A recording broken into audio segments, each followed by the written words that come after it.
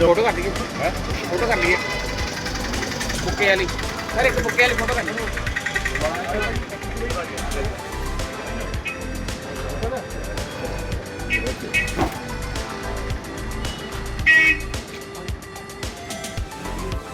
आम आदमी पार्टी को एक कह रहे थे पंजाब में, अब आप उसके एंटी चल रहे हैं। नहीं, पहले भी लोकसभा में भी हमने अलग अलग चुनाव लड़ा था। इंडिया अलायंस एक टाइम तो ऐसा भी आया था ना कि हाईकमान ने फैसला लिया। इंडिया अलायंस नहीं सर, आप दिल्ली और हरियाणा में एक साथ लड़े हो ना सर, पंजाब में अलग लड़े थे। सवाल सर सवाल वही है, हम उसको मैं उत्तर दे दूं? हाँ जी, मैं उत्तर दे दूं? उन्होंने सवाल पूछा। देखिए, इंडिया अलायंस एक बड़ा अलायंस था, वहां पर मोदी जी को गिराना था। यहाँ की स्टेट लीडरशिप ना उस समय तैयार थी, ना आज तैयार है।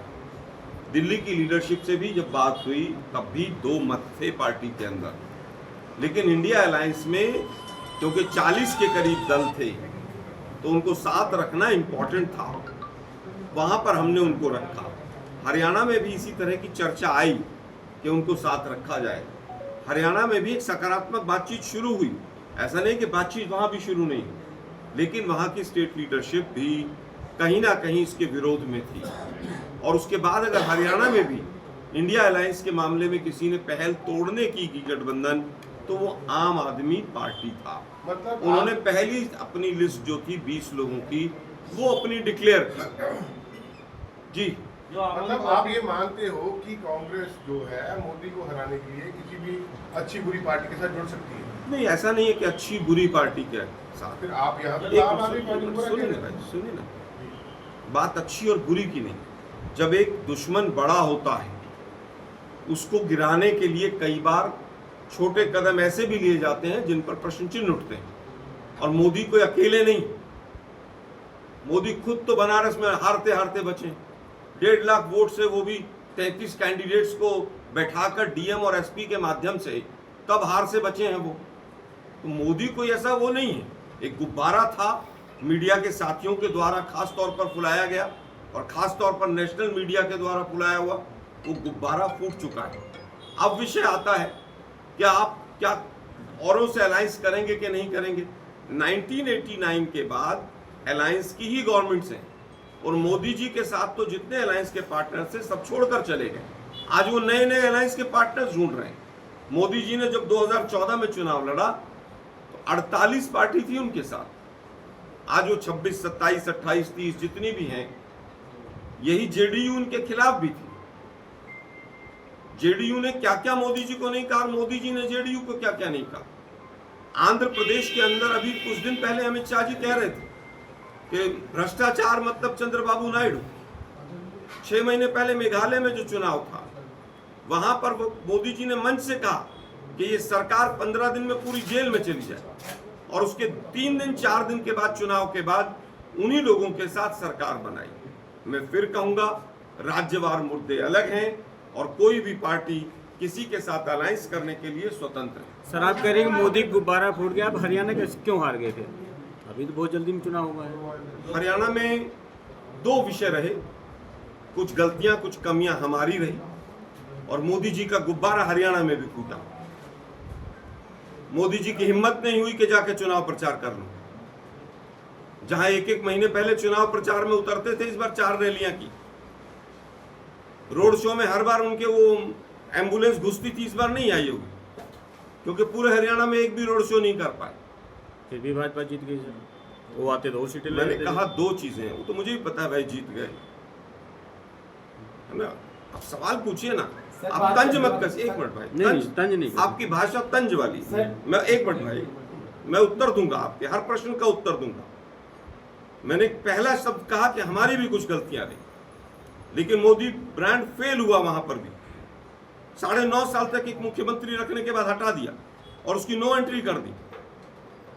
आप मुझे 3 चीजें बता दीजिए हरियाणा में बीजेपी की उपलब्धि जो मोदी ने की, 3 बताइए मुझे। एक्सपेरिमेंट तो आपने भी किया था यार पंजाब में। छोड़ दीजिए ना, आप 3 उपलब्धि बीजेपी की सरकार की बता दीजिए हरियाणा में। 1 नंबर, 1 मिनट सर, 1 नंबर। नहीं, हम क्यों बताएंगे, हम यार, बीजेपी पर रोकता थोड़ा फिर कह रहा हूँ, नहीं, मैं बीजेपी पर रोकता थोड़ा हूँ, मैं क्यों बताऊं? सर मैं फिर कह रहा हूँ, आप सवाल पूछे। एक्सपेरिमेंट तो सर आपने भी किया था यार, पंजाब में। एक्सपेरिमेंट राजनीति में बैन हो गया क्या? तो फिर उन्होंने भी कर लिया, उसमें तो मैं कब कह रहा हूँ कि उन्होंने एक्सपेरिमेंट क्यों किया? मैंने तो नहीं कहा उन्होंने एक्सपेरिमेंट क्यों लोकसभा के किया। बाद से लगातार कांग्रेस का ये निराशाजनक नहीं है जो आप हार गए? हरियाणा भी हार गए, जम्मू कश्मीर में 6 सीटें आई हैं आपकी। देखिए बिल्कुल, इसमें दो चीजें हैं। पहली चीज ये है कि कुछ गलतियां, कुछ कमियां हमसे रही। कुछ दूसरा विषय ये है कि पूरा तंत्र जब कैप्चर हो जाता है और जब इलेक्शन कमीशन एक तरफ चलने लगता है, हम जनता की लड़ाई लड़ रहे हैं। ईवीएम बंद होने के बाद 8-8, 9-9% वोट कैसे बढ़ रहा है, बीजेपी के किसी प्रवक्ता से पूछिएगा और उत्तर लीजिएगा उनसे कि ईवीएम में 4 दिन के बाद भी 99% बैटरी कैसे। कल ही सुप्रीम कोर्ट में मैटर एक्सेप्ट हुआ है और इलेक्शन कमीशन को तलब किया गया है।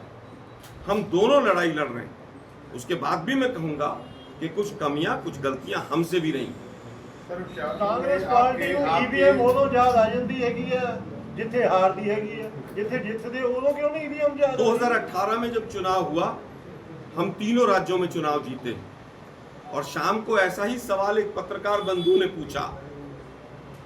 हमने कहा कि ईवीएम से वोटिंग नहीं होनी चाहिए और अगर हम गलत हैं तो इलेक्शन कमीशन और तमाम कैंडिडेट्स के लगभग 100 केस हिंदुस्तान में पेंडिंग है हाई कोर्ट और सुप्रीम कोर्ट में। तो क्या सुप्रीम कोर्ट और हाई कोर्ट भी गलत है? क्या ईवीएम से रिलेटेड जितने केस हैं वो बंद हो गए हैं? 6 महीने लोकसभा के चुनाव के हो गए हैं, क्या इलेक्शन कमीशन ने डाटा अपनी वेबसाइट पर डाल दिया है? आपने देखा कभी डाटा? एक मिनट, कभी देखा आपने? 6-6 महीने तक अगर इलेक्शन कमीशन डाटा नहीं डालेगा, लोकसभा के चुनाव में फर्स्ट और सेकंड फेज के चुनाव के बाद डाटा डलेगा। आप ही लोग अपने टीवी चैनल्स पर स्क्रिप्ट चलाते हैं ना, 11 बजे तक 59%, 25%, 12%।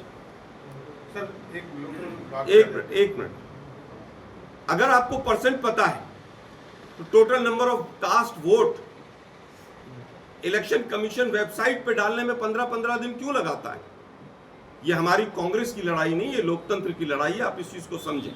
आज होशियारपुर के लोगों का एक ही चर्चा का विषय बना हुआ है कि कई ऐसी अफवाहें आ रही हैं कि जलंधर से केपी जी आ जाएंगे या किसी और कैंडिडेट को लाया जाएगा।